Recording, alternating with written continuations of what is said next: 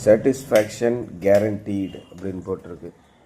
திருப்திக்கு உத்தரவாதம் தருகிறோம் அப்படின்னு அர்த்தம்.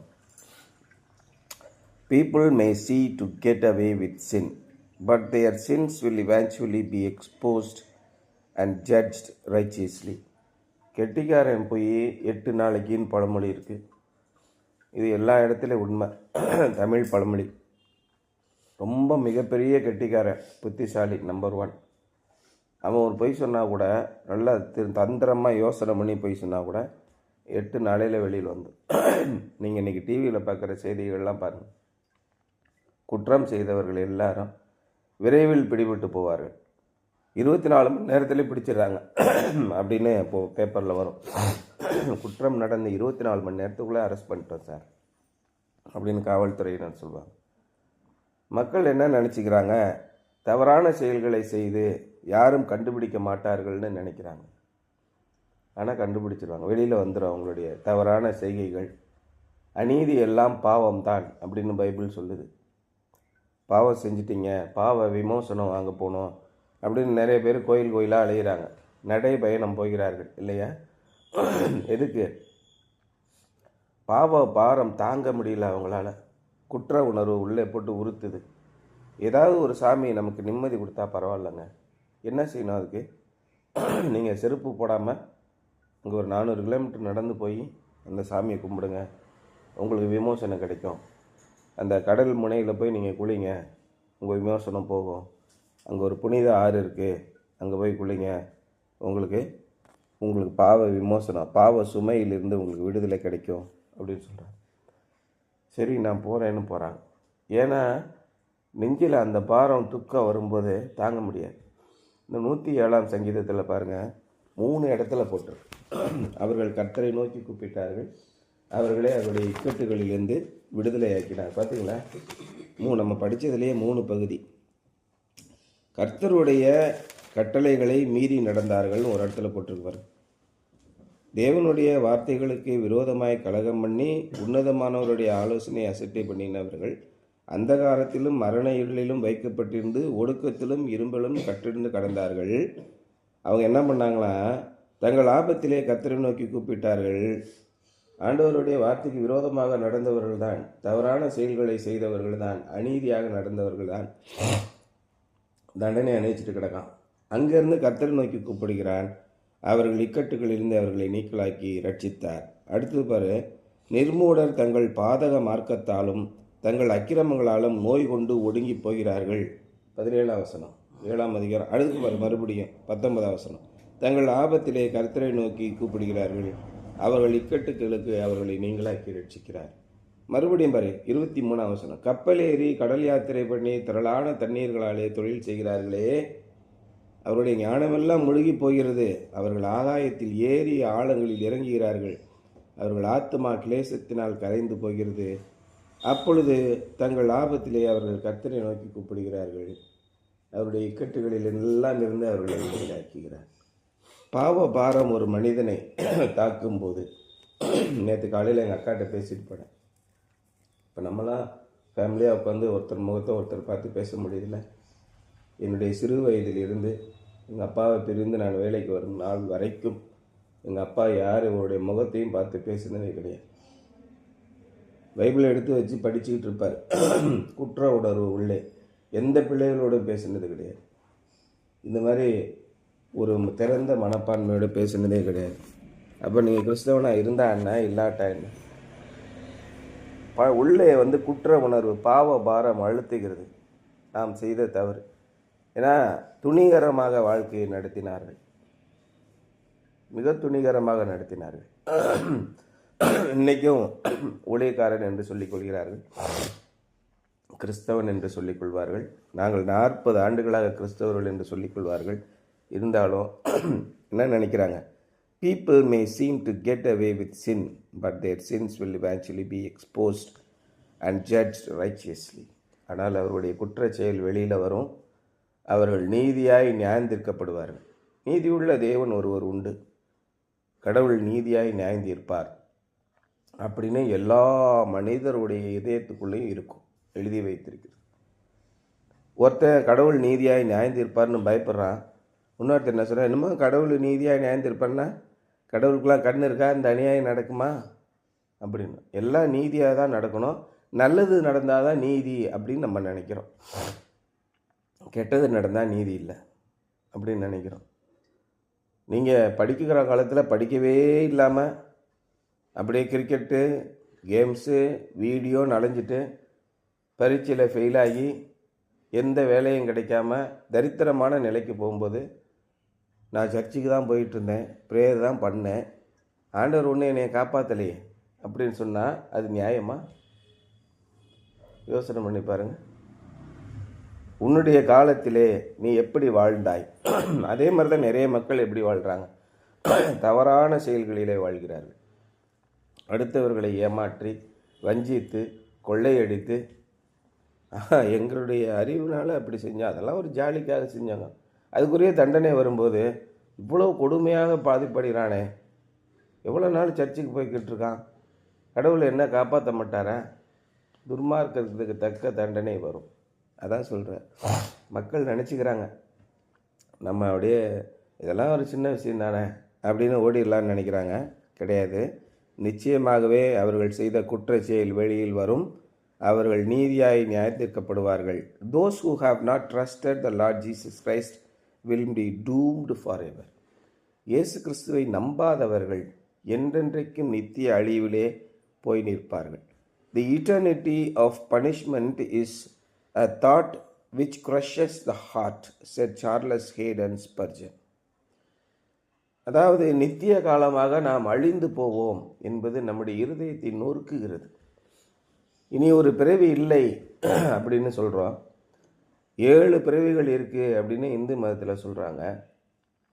மறுபிறவியில் நான் வந்து உங்களை பார்க்கிறேன் அப்படி சொல்கிறாரு. இயேசு என்ன சொல்கிறாரு, நீங்கள் மறுபடியும் பிறக்க வேண்டும் அப்படின்னு சொன்னோடனே, அப்போ செத்துட்டு அப்புறம் திரும்ப அம்மா வயிற்றுக்குள்ளே வந்து திரும்பவும் பிறக்கணும். ஏயா என்னென்ன கம்பி கட்டுற கதையெல்லாம் சொல்கிறேன் அப்படின்னு கேட்குறான். இஸ்ரவேலிலே இத்தனை ஆண்டுகள் போதகனாக இருந்தும் உனக்கு இது தெரியாதா? மனிதன் சரீரத்திலே ஒரு முறை பிறப்பை அடைகிறான். அவன் தன்னுடைய பொல்லாத குணங்களை விட்டு புதிதாக தன்னுடைய ஆத்மாவிலே குழந்தையைப் போல பிறக்கிறான். அது தேவ ஆவியினாலே பிறப்பது அப்படின்னு சொல்லி சொல்கிறார். ஒரு முறை பிறப்பதும் ஒரு முறை மரிப்பதும் பின்பு நியாய தீர்ப்பு அடைவதும் மனிதனுக்கு நியமிக்கப்பட்டிருக்கிறது. இந்த நித்திய கால வாழ்வு உண்டு என்பதை எல்லா மதத்தினரும் உலகத்தில் உள்ள எல்லா மனிதர்களையும் ஏற்றுக்கொள்கிறார்கள். அப்போ அந்த எண்ணம் இந்த குற்றம் செய்கிறவர்களை இதயத்தை நொறுக்குகிறது. ஐயோ நம்ம இப்படி குற்றம் செய்து விட்டேனே, என்ன குற்றம் செஞ்சு கிழிச்சு விட்டேன், நீனும் டார்வின் கொள்கைப்படி குரங்கா பிறக்க வேண்டியவன் மனுஷனாக பிறந்திருக்க, யானை பிறந்திருக்கு, நாய் பிறந்திருக்கு, புலி பிறந்திருக்கு, பறவைகள் பிறந்திருக்கின, அது மாதிரி நீயும் ஒரு மனித மிருகம் பிறந்திருக்கிறாய், நீ எதை வேண்டுமானாலும் செய்து சாக வேண்டியது தானே, எதுக்கு உன்னுடைய மனசாட்சி உன்னை குத்துகிறது? நீ மிருகமாயிருந்தால் எதற்காக உனக்கு மனசாட்சி இருக்கிறது? ஏன் அப்படி இல்லை? மிருகங்களுக்கு மனசாட்சி இருக்கா? நீ யோசனை பண்ணி பாரு. அதான் என்ன சொல்கிறாரு, நீங்கள் the eternity of punishment is a thought which crushes the heart, said Charles Haddon Spurgeon. The Lord God is slow to anger, but when he is once aroused to it, as he will be against those who finally reject his son, he will put forth all his omnipotence to crush his enemies. ஆண்டவர் என்ன சொல்கிறாரா, தீங்கு நாளுக்காக மனஸ்தாபப்படுகிறார். அதனாலே அவர் என்ன நீடிய பொறுமையுள்ளவராக இருக்கிறார். சரி பார்ப்போம் அப்படின்னு. அதுக்காக தான் இயேசு கிறிஸ்து ஒரு கதை சொன்னார். ஒரு மரம் ரொம்ப வருஷமாக பராமரிச்சுட்டே வராங்க, ஆனால் பூக்கவே மாட்டேங்குது, என்னன்னே தெரில. அப்போ என்ன செய்கிறது அப்படின்னு யோசிக்கும் போது, சரி இந்த ஒரு வருஷம் பார்ப்போம், இல்லைன்னா வெட்டிடுங்க அப்படின்னு சொல்லி சொல்கிறார். இப்போ தோட்டக்காரர் என்ன சொல்கிறாரு, ஐயா இன்னும் ஒரு வருஷம் மட்டும் கொஞ்சம் டைம் கொடுங்க, நான் கொஞ்சம் உரமெல்லாம் போட்டு பார்க்குறேன், இந்த வருஷமும் அது பூக்கலைன்னா நம்ம வெட்டிடலாயா அப்படிங்கிற. கூடுதலாக நமக்கு கிருபையின் காலத்தை தருகிறார். நான் மனம் திரும்பாமல் ஆண்டவருக்கு விரோதமாக போகும்போது, இறைவனுடைய சொற்களுக்கு விரோதமாக போகும்போது கருணையாய் ஒவ்வொரு ஆண்டுகளையும் கொடுக்கிறார். நீங்கள் உடனே ஆண்டவர் கீழ்ப்படிந்து மன்னிப்பு கேட்டு ஆண்டவருடைய நேர் வழியிலே வாங்க. தவறான வழிகளை விட்டு திருந்துங்க. உங்களுடைய வழிகள் தவறானவைகள் உங்கள் மனசாட்சிக்கே தெரியும். இயேசு கிறிஸ்து அதான் சொல்கிறார், உன்னுடைய மனசாட்சியே உன்னை குற்றவாளி என்று தீர்த்தால் வேற சாட்சி தேவை என்ன? நான் ஒன்றும் தப்பு செய்யலை, எனக்கு சொல்லு, யாராவது சொல்லு பார்ப்போம், நான் தப்பு செஞ்சேன்னு யாரையாவது சொல்லு அப்படின்னு நிறைய பேர் காமனாக கேட்கக்கூடிய ஒரு வார்த்தை. சொல்லுங்கள், யார் சொல்கிறான்னு பார்ப்போம். ஏப்பா நான் செஞ்சது தப்புன்னு நீ சொல்லு. ஓ மனசாட்சியே சொல்லுது ஏன் தப்புன்னு, ஏன் பதற? உன்னுடைய மனசாட்சியை உன்னை குற்றவாளி என்று தீர்க்கிறது. அந்த குற்ற செயலை விட்டு நேர்மையான வழிக்கு வா. நேர்மையான வழியெலாம் வாழ்ந்தோம்னா ரொம்ப கஷ்டப்படணும் சார், அதெல்லாம் சரியாக வராது. அப்படியே போ, நரகத்துக்கு போ. உன்னுடைய காலம் முழுவதும் உன்னுடைய மனசாட்சி உன்னை குத்தி கொண்டே இருக்கும். Solomon tells us to enjoy life while we can, but at no time does he advise us to enjoy sin. உன்னுடைய வாழ்வு காலத்திலே நீ வாழ்ந்துரு, தாழ்வு காலத்திலே சிந்தனை செய். அதுவோ இதுவோ எது வாய்க்குமோ உனக்கு தெரியாது. உன்னுடைய பிரயாசத்தின் பலனை முழுமையாக அனுபவி. இந்த உலகத்திலே புசிப்பதும் குடிப்பதுமே இல்லாமல் வேறொன்றும் இல்லை. இந்த உலகத்தை சந்தோஷமாக அனுபவியுங்கள் என்று சாலமோன் சொல்லுகிறார். ஆனால் நீங்கள் பாவம் செய்து துன்மார்க்கமாய் வாழ்ந்து அனுபவியுங்கள்னு எந்த இடத்துலையும் சொல்லலை. அநேகருக்கு நன்மை செய்வது தான் மிகச்சிறந்த சந்தோஷத்தை தருகிறது என்று எல்லாரும் சொல்கிறார்கள். இந்த உலகத்திலே மகிழ்ச்சி அடைவதற்காக, சந்தோஷம் அடைவதற்காகத்தான் நிறைய பேர் என்னென்னமோ காரியங்களை செய்கிறார்கள். அந்த பக்கம் போய் லட்சக்கணக்காக சம்பாதிக்கிறான், இங்கிட்டு போய் விளையாட்டு போட்டிகளில் ஈடுபடுறான், என்னென்னமோ காரியங்கள், தன்னை மகிழ்ச்சி உண்டாக்கக்கூடிய காரியங்கள் எல்லாத்தையும் செய்கிறான். கடைசியில் என்ன சொல்கிறாங்க, அடுத்தவங்களுக்கு உதவி செய்கிற மாதிரி ஒரு சந்தோஷம், என்னுடைய வாழ்க்கையில் நிறைவு எதுவுமே எனக்கு கிடைக்கல அப்படின்னு சொல்லிட்டு தெருவாக போய் போகிறவங்க வரவங்களாம் சாப்பாடு கொடுக்குறான், என்னென்னமோ உதவிகளை செய்கிறான். அதுதான் சார் எனக்கு ரொம்ப சந்தோஷமாக இருக்குது. எல்லா மனிதர்களும் அதை தான் புரிஞ்சுக்கிட்டாங்க. இப்போ ரத்தன் டாட்டா எடுத்துக்கிட்டாரு. டாட்டா கம்பெனிலேருந்து அரசாங்கத்துக்கு பிஎம் கேர்ஸுக்கு 1400 கோடி ரூபா கொடுப்பாங்க. அடுத்த 2-3 மாதத்தில் 8000 கோடி ரூபா கடன் தள்ளுபடி ஆகும்.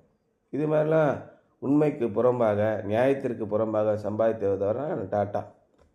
அவருக்கு முன்னாடி அவருடைய தாத்தா, ரத்தன் டாட்டாவோட தாத்தா இருக்கார்ல, அந்த டாட்டா என்ன பண்ணார்னா, இந்தியாவிலேருந்து மாரிஜுவானா, அபின், கஞ்சா இதெல்லாம் விளைவித்து பீகார், உத்தராகண்ட் இங்கே விளைவித்து சீனாவில் கொண்டு விட்டுறார்கள். சீன இளைஞர்கள் இன்றைக்கி தமிழ்நாட்டில் இருக்கிற இளைஞர் மாதிரி குடிச்சிக்கிட்டு அலைஞ்ச மாதிரி அன்றைக்கி பூரா கஞ்சா அபின்ல அடித்து அந்த நாடே சீரழிந்து கொண்டிருந்தது. அதில் கிடைத்த கோடிக்கணக்கான ரூபாய்களை வைத்து முதலீடு வைத்து தான் மும்பையில் தாஜ் ஹோட்டல், கோரமண்டல் ஹோட்டல்லேருந்து மிகப்பெரிய சாம்ராஜ்யங்கள், இரும்பு உருக்கு ஆலைகள் முதற்கொண்டு நிறுவினாங்க. அவருடைய முதலீடு எங்கேருந்து வந்ததுன்னா இரத்த கரை படிந்த பணத்திலிருந்து வந்தது. அதான் டாட்டாவுடைய வரலாறு. கடைசியில் அவர் என்ன சொல்கிறாரு, கை கால் விளங்காத, கை கால் ஊனமுற்றுள்ள குழந்தைகளை பார்த்து அவர்களுக்கு அந்த செயற்கை கருவிகளை கொடுக்கும்போது தான் இத்தனை ஆண்டுகள் நான் வாழ்ந்ததிலே மிகப்பெரிய சந்தோஷத்தை அடைந்தது இன்று தான் அப்படின்னு சொல்கிறேன். ஏன் பல லட்சம் கோடி ரூபாய் நீ சம்பாதிச்சிட்டியே, அதிலலாம் உனக்கு சந்தோஷம் கிடைக்கல. நான் சிறு வயது முதல் இது வரைக்கும் 74 வயது வரைக்கும் வாழ்ந்து விட்டேன், எனக்கு சந்தோஷம் கிடைக்கல. இன்றைக்கி இந்த குழந்தைகளுக்கு நான் உதவி கருவிகளை கொடுத்து, செயற்கை கால்களை, செயற்கை கைகளை கொடுத்து இவர்கள் மகிழ்ச்சியாக துள்ளி குதித்து விளையாடுவதை பார்க்கும்போது தான் எனக்கு முழு ஆத்ம திருப்தி கிடைத்ததுன்னு சொல்கிறார். எங்கே இருக்கிறது உங்களுக்கு நிம்மதி? அநியாயத்தினாலே சம்பாதிப்பதில் இல்லை. அதான் அவருடைய வாழ்க்கையை நம்ம காட்டுது. ஆனால் இந்த அநியாயமான வாழ்க்கையை தேடி ஓடுகிறவர்கள் கோடான கோடி பேர் இருக்கிறார் இல்லையா? The joys of the present depend on the security of the future. இந்த காலத்திலே உங்களுக்கு மகிழ்ச்சியை உருவாக்குவது எதிர்காலத்திலே நமக்கு பத்திரமான ஒரு உலகை நமக்கு உறுதி செய்கிறது. நீங்கள் எதிர்காலத்தை கவனக்கிலே வைத்து வாழ்ந்தீர்கள் என்றால், அதான் திருவள்ளுவர் சொல்கிறார், அருள் இல்லாருக்கு அவ்வுலகம் இல்லை, பொருள் இல்லாருக்கு இவ்வுலகம் இல்லை. இந்த உலகத்திலே பொருளை நியாயமாய் சம்பாதி, அருளோடு சம்பாதி. அந்த அருள் இல்லை என்றால் எதிர்காலம் இல்லை, எச்சரிக்கையாக இரு. அப்போ நாம் பொருள் சம்பாதிக்க வேண்டும், நாம் கடினமாக உழைக்க வேண்டும், நம்முடைய பிரயாசத்தின் பலனை நாம் சாப்பிட வேண்டும், மகிழ்ச்சியாக இருக்க வேண்டும், அநேகருக்கு கொடுக்க வேண்டும். ஆனால் இவை எல்லாவற்றிலுமே எதிர்கால உலகை உன்னுடைய மனதிலே வைத்துக்கொள். If you know Jesus Christ as your Savior, then your sins have already been judged on the cross, and there is now no condemnation for those who are in Christ. இயேசு கிறிஸ்து உங்களுடைய குற்றங்களை எல்லாம் நீக்க முடியும் என்று நீங்கள் நம்பினால், அவரிடத்திலே வந்து சொன்னால், உங்களுடைய குற்றச் செயல்கள், உங்களுடைய அநீதிகள் எல்லாம் உங்களை விட்டு போய்விட்டது. அதுதான் 107ஆம் சங்கீதத்தில் சொல்கிறார். ஆண்டவருடைய வழிகளை விட்டு மாறி போய் விட்டீர்களா? உடனே வாருங்கள், சிலுவை பாதையிலே வாருங்கள். அங்கே முழங்கால் படிட்டு உங்களுடைய மனதில் உள்ள வழிகளை எல்லாம் அவரிடத்திலே சொல்லுங்கள். அப்பொழுது உங்களுக்கு புத்தி கெட்டாத தேவ சமாதானம் உங்களுடைய இருதயத்தை ஆளும்னு சொல்கிறார். உங்களுக்கு தண்டனை இல்லை, உங்களுக்கு மீட்பு இருக்கிறது. But if you die having never trusted Christ, you will face judgement at his throne. ஆனால் இயேசு கிறிஸ்துவை ஒரு காலத்திலும் நம்ப மாட்டேன், என்னுடைய பாவங்களை எல்லாம் யாரும் தீர்க்க முடியாது, நான் போய் ஆற்றிலே குளித்து விட்டேன், கடலிலே குளித்து விட்டேன், அந்த சாமியார் எனக்கு விமோசனம் கொடுத்து விட்டார், நான் பரிகாரங்களை செய்து விட்டேன், நான் பூஜைகளை செய்து விட்டேன், நள்ளிரவு பூஜைகளை செய்தேன், இதெல்லாம் நீங்கள் சென்றீர்கள் சொல்வீர்கள் என்றால் உங்களுக்கு விமோசனம் கிடையாது. ஒரே ஒரு வார்த்தை, இயேசு கிறிஸ்துவை நான் உள்ளத்திலே விசுவாசிக்கிறேன், ஆண்டவரே என்னுடைய பாவங்களை என்னுடைய குற்றங்களை நீக்கும் என்று சொன்னீர்கள் என்றால் உங்களுடைய பாவங்கள் நீங்கி போகும். அதான் இங்கே சொல்கிறேன். Is life worth living? வாழ்க்கை வாழ்வதற்கு தகுதியானதாங்க? Yes, if you are truly alive through faith in Jesus Christ. உண்மையிலேயே நீங்கள் இயேசு கிறிஸ்துவோடு உயிருள்ளவர்களாக இருந்தால் நிச்சயமாக நம்முடைய வாழ்க்கை பயனுள்ளது தான், அர்த்தம் உள்ளது தான். then you can be satisfied no matter what God may permit to come to your life. அப்படி என்றால் அந்த நேரத்திலே நிச்சயமாக நீங்கள் திருப்தி அடைந்தவர்களாக வாழ்வீர்கள். உங்களுடைய வாழ்க்கையிலே எது வருவதற்கு, என்ன வருவதற்கு தேவன் அனுமதித்தாலும், அது என்ன சோதனைகள் வந்தாலும் அதிலிருந்து தப்பி போவதற்கான வழியை நமக்கு உருவாக்குவார். நீங்கள் அவரிடத்திலே பேசுவீர்கள், அவர் உங்களுக்கு பதிலளிப்பார், உங்களுக்கு தப்பி போவதற்கான வழியை உருவாக்குவார். மறுபடியும் சிரமங்கள் வரும், நீங்கள் ஆண்டவரிடத்திலே பேசுவீர்கள், ஆண்டவர் உங்களை விடுதலை பண்ணுவார். மறுபடியும் சிரமங்கள் வரும். இதைத்தான் 107ஆம் சங்கீதத்தில் சொல்கிறார். சோதனைகள் வராமல் போவது கூடாத காரியங்க வரும். நீங்கள் எங்கே போகிறீர்கள், உங்களுக்கு தீர்வு தேடி எங்கே போகிறீர்கள், அதான் ரொம்ப முக்கியம்.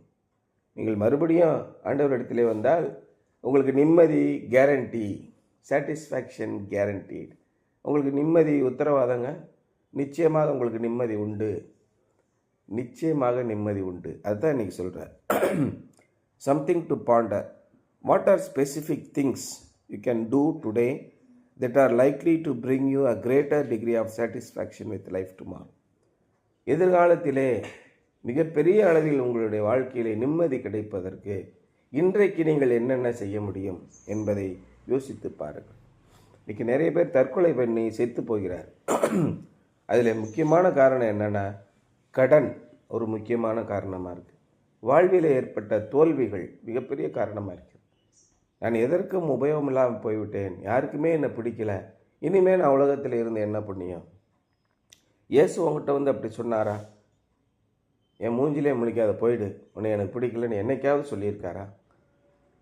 யாராவது அப்படி சொன்னாங்கன்னா நீங்கள் ஆண்டவருடைய பாதத்தில் போய் அழுங்க. ஆண்டவரே, எல்லாரும் என்ன சொல்லிட்டாங்க, என்ன பண்ணுறது? அப்போ தாவீது ராஜா சொன்னதை உங்களுக்கு ஞாபகப்படுத்துவேன். தாவீது வந்து ஆடு மேய்க்கிற தனிப்பட்ட சிறுவனாக இருந்தான் இல்லையா? அதுக்கப்புறம் பெரிய படை, யோவாஸ் தலைமையில் மிகப்பெரிய படை இருந்தது. அவன் ஒரு காலத்தில் படையை என்ன பார்த்தான், 2 லட்சம் பேர் அவன் கூட இருக்காங்க. மிகப்பெரிய ராஜாவாயிட்டான். 50 ஆண்டுகள் 60 ஆண்டுகள் இஸ்ரேலில் ராஜாவாக இருந்தான். அவனுடைய பிள்ளைகள் ராஜாவாக இருந்தாங்க. அவன் என்ன சொல்கிறான், பூமியிலே எனக்கு உம்மை விட்டால் யாரும் இல்லை, பரலோகத்திலும் எனக்கு உம்மை விட்டால் வேறு விருப்பம் இல்லை. ஆண்டவரே, நான் தனிமையிலே இருக்கிறேன், நீரே எனக்கு துணை, நீரே எனக்கு சகாயர், நீரே என்னை காப்பாற்றுவேன், எனக்கு வேறு எந்த நம்பிக்கையும் இல்லை. 1,86,000 பேர் உன் கூட இருக்காங்களா? எவனையும் நம்ப முடியாது. எல்லா மனிதரும் தனிமையில் இருக்கிறார்கள். இதை நல்லா புரிஞ்சுக்கணும். எல்லா மனிதர்களுக்கும் ஆறுதல் தேவையாக இருக்குது. உங்களுடைய நண்பர்களுக்கு ஆண்டவருடைய வசனத்தை சொல்லுங்கள். கவலைப்படாதீங்க, நிச்சயமாகவே முடிவு உண்டு. நீங்கள் நேர் வழியிலே நடங்கள், இயேசு கிறிஸ்துவை ஏற்றுக்கொள்ளுங்கள். நான் இதை தான் சொல்லணும். உங்களுடைய வாழ்க்கையிலே நீங்கள் அனுபவத்தை முதலாக பெற்றுக்கொள்ள வேண்டும். நான் இவ்வளோ கஷ்டத்தில் இருந்தேன், நான் ஆண்டவரிடத்தில் போய் பார்த்தேன், ஆண்டவர் எனக்கு விடுதலை கொடுத்தார். உங்களுக்கு தனிப்பட்ட அனுபவம் இல்லைன்னா நீங்கள் எப்படி சொல்லுவீங்க? MKS பிரியாணி நல்லா இருக்குன்னு தெரிஞ்சால் தானே அடுத்த ஆள்கிட்ட சொல்ல முடியும். எம்கேஎஸ் பிரியாணி நல்லா இல்லைன்னு தெரியவே இல்லை, நல்லா இருக்குமோ நல்லா இல்லையே தெரியாது, எப்படி நீங்கள் அடுத்தவங்கள்ட்ட சொல்கிறீங்க? அதனால தான் ஆண்டவர் என்ன சொல்கிறார்? கர்த்தர் நல்லவர் என்பதை ருசித்து பாருங்கள்னு சொல்கிறார். இன்றைக்கு தலைப்பு அதுதான். நிச்சயமாக நிம்மதி உண்டு.